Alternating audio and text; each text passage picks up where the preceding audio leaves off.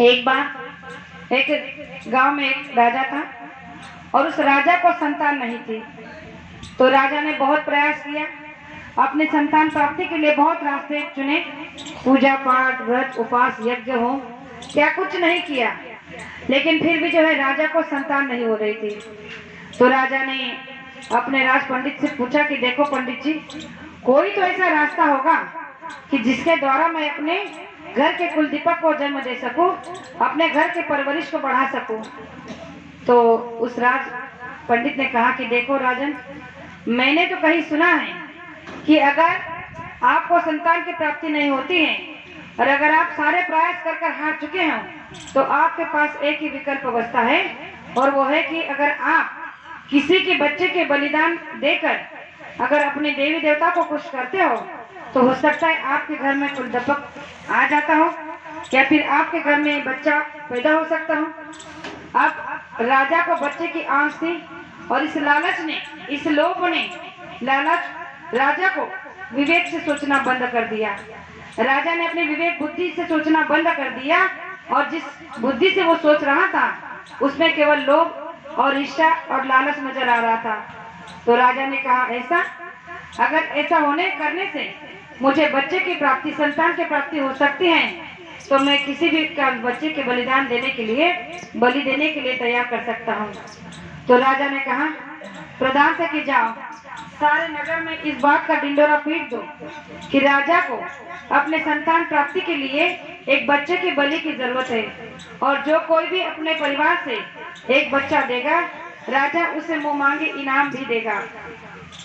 लेकिन संसार में कोई ऐसे माता पिता नहीं है जो अपने बच्चे के बलि के लिए तैयार हो जाए, पर कभी कभी इंसान मजबूरी में आकर, अपने गरज में आकर ऐसे कदम उठा लेता है। तो उसी गांव में एक ऐसा ही परिवार था जो बड़ा ही दुर्लभ, मतलब बहुत ही गरीब था, दयनीय परिस्थिति थी, एक समय का खाने को नहीं मिल रहा था और परिवार में 5-5 बच्चे थे।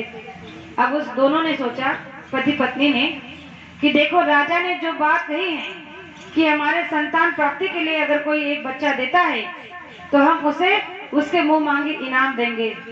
तो उस गांव के उस जो किसान था, उस किसान ने अपने पत्नी से कहा कि देखो वैसे भी हमारी हालत बहुत नाजुक तरीके से गुजर रही है, 5-5 बच्चों का गुजारा करना कोई आम बात नहीं है, और वैसे भी हमारे 5 बच्चों में से अगर हम एक राजा को दे देते हैं तो उसमें क्या बुरा होगा।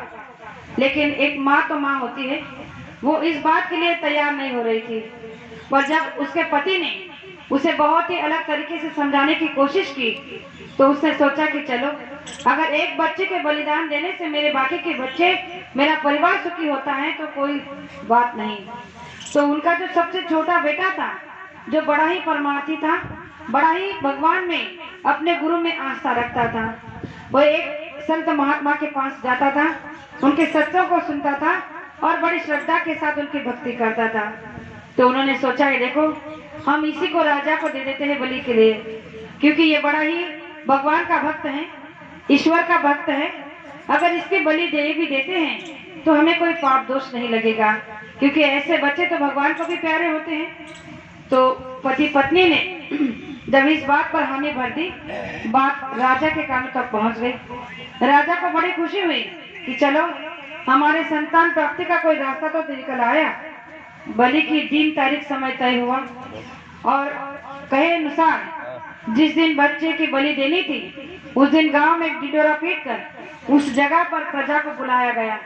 राजा, प्रजा, बच्चा, उसके परिवार के सभी लोग उस जगह पर पहुंच गए। जहाँ गई तो पंडित ने राजा से कहा कि राजा, कहा जाता है कि मरने वाले की आखिरी ख्वाहिश को, आखिरी इच्छा को पूरा करना होता है, आप जाकर बच्चे से पूछ लीजिए कि उसकी आखिरी इच्छा क्या है। अब राजा ने कहा कि ठीक है, जाकर बच्चे से पूछा कि बेटा अब कुछ ही पल में तो तुम इस दुनिया से जाने वाले हो, लेकिन फिर भी कोई ना कोई इंसान की एक इच्छा होती है, मैं तुमसे पूछना चाहता हूँ कि तुम्हारी ऐसी कौन सी इच्छा है जो मैं पूरी कर सकूं। तो उस बच्चे ने कहा कि ठीक है, अगर आपने अभी पूछ ही लिया है कि मेरी इच्छा क्या है, तो मेरी इच्छा है कि आप मुझे थोड़े से एक कटोरे में चावल ला के दीजिए। अब राजा सोचने लगा कि अभी कुछ ही समय में मरने वाला है और एक कटोरी चावल मंगा रहा है, इसका क्या राज हो सकता है। लेकिन फिर कहा कि देखो अब इसकी इच्छा है, उसे पूरा करना होगा। तो कहा गया कि एक कटोरी में चावल लेके आओ। जैसे ही चावल लाकर लड़के के हाथ में दे दिए तो उसने वो चावल के छोटे छोटे 4 पिंड बनाए और सभी जनता आमने सामने खड़ी थी, बच्चा उनके बीच में खड़ा था। उसने चावल के छोटे छोटे 4 पिंड बनाए और एक एक करके 3 पिंडों को तोड़ दिया और चौथे के ढेरे पर जाकर बैठ गया। अब राजा, प्रजा, पंडित, माता पिता सब इस दृश्य को देख रहे हैं कि इसने चावल के छोटे छोटे 4 पिंड बनाए, 3 को तोड़ दिया, चौथे ढेरे पे जाकर बैठ गया, चौथा क्यों नहीं तोड़ा और इनका अर्थ क्या है, इन चावल के पिंडों का मतलब क्या है। तो राजा अपने बुद्धि से सोचने लगा।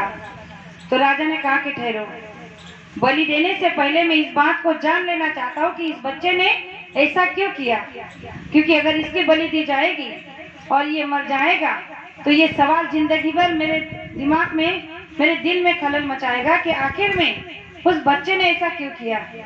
तो राजा ने उससे पूछा कि बेटा अब आप मुझे बताओ कि आपने ऐसा क्यों किया।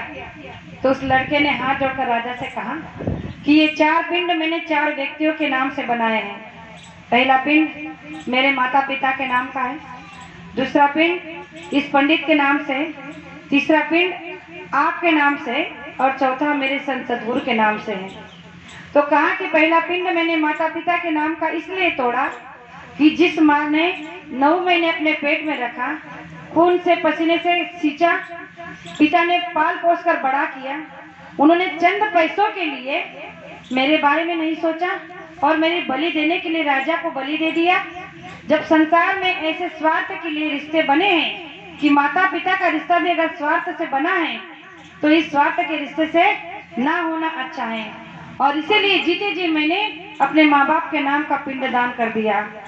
फिर कहा दूसरा पिंड जो है इस पंडित के नाम का है, क्योंकि प्रजा के बीच में पंडित पुरोहित जो होते हैं वो सही दिशा, सही ज्ञान देने के लिए एक मार्गदर्शक के रूप में गांव में, शहर में हमारे पास में होते हैं। अगर इस पंडित ने आज इस राजा को सही दिशा बताई होती, सही ज्ञान दिया होता कि किसी के बलि देने से अगर किसी को संतान प्राप्ति होती है तो संसार में यही रीत, यही परंपरा होती, लेकिन इसने गलत सलाह दी और आज इसी की वजह से मेरी बलि जा रही है। जब ऐसे पंडित पुरोहित संसार में रहेंगे तो संसार का उद्धार कभी नहीं हो सकता। इसीलिए ऐसे पंडित का, पुरोहित का इस संसार में ना होना ही अच्छा है। इसीलिए मैंने जीते जी इनके नाम का भी पिंडदान करवा दिया। फिर कहा कि तीसरा पिंड मैंने आपके नाम का तोड़ा है, क्योंकि माता पिता की बात समझ सकता हूँ, एक पंडित की बात समझ सकता हूँ कि उन्होंने मुझे नहीं समझा, लेकिन राजा तो प्रजा का रक्षक होता है। लेकिन जब एक प्रजा का भक्षक ही राजा बन सकता है तो ऐसे राजा के संसार में क्या जरूरत है जो अपने स्वार्थ के लिए, अपने बेटे के लिए किसी के बेटे की जान ले ले, किसी के बेटे के बच्चे के बलिदान दे दे। तो जीते जी मैंने ऐसे राजा का भी पिंडदान करवा दिया। फिर कहा कि ये जो चौथा पिंड है ये मेरे संत सद्गुरु का है। मैं इतना जरूर जानता हूँ कि कुछ पलों में मेरी मौत होने वाली है, लेकिन मुझे ये विश्वास है, मेरे अंदर जो इतनी भक्ति है कि आखिरी समय तक, आखिरी पल तक मुझे मेरे संत सद्गुरु किसी भी हाल में बचा सकते हैं, और इसीलिए मैंने उनका नाम का पिंड नहीं तोड़ा है। जब ये बात उस बच्चे के मुख से उन्होंने सुनी तो राजा के आंसू बहने लगे। अंदर में जो है विरह जाग गया, संतोष जाग गया। विवेक बुद्धि से सोचा कि ये मैं क्या करने जा रहा था। अगर समझ लो कि इस बच्चे की बलि देने के बाद भी अगर मुझे संतान नहीं हुई तो मुझे कितना बड़ा दोष लग सकता है, कितना बड़ा जनहत्या का पाप मेरे सर पर लग सकता है। इससे तो अच्छा है कि मैं इस बच्चे को ही अपने गोद ले लूं। बलि देने से अच्छा है कि इसे मैं गोद ले लूं और इसे ही अपने राजा का, आगे का राजा बना दूं, अपने राज्य का कारभार इसको सौंप दूं, अपना पुत्र बना लूं।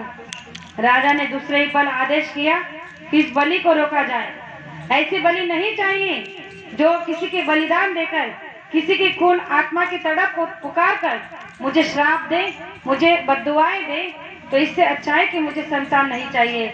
और आज मैं ये घोषित करता हूँ कि ये बच्चा ही आगे मेरा बेटा बनकर मेरे कारभार को चलाएगा, इसलिए आज इससे मैं अपने गोद ले रहा हूँ। इस दृष्टांत को बताने का मेरा तात्पर्य था कि उस बच्चे की जो आखिरी आस्था थी उनके सदगुरु पर, कि आखिरी पल में मेरे संत सदगुरु मुझे बचा लेंगे, तो बचा लिया। क्योंकि जो रास्ता उसके संत सदगुरु ने मुझे दिया था वो संसार के किसी ने भी नहीं दिया था, ना कि माता पिता ने दिया था, ना कि पंडित ने दिया था, और ना कि राजा ने दिया था। जो ज्ञान, जो परोपकार और जो बड़ी बात सोच उसे सिखाई थी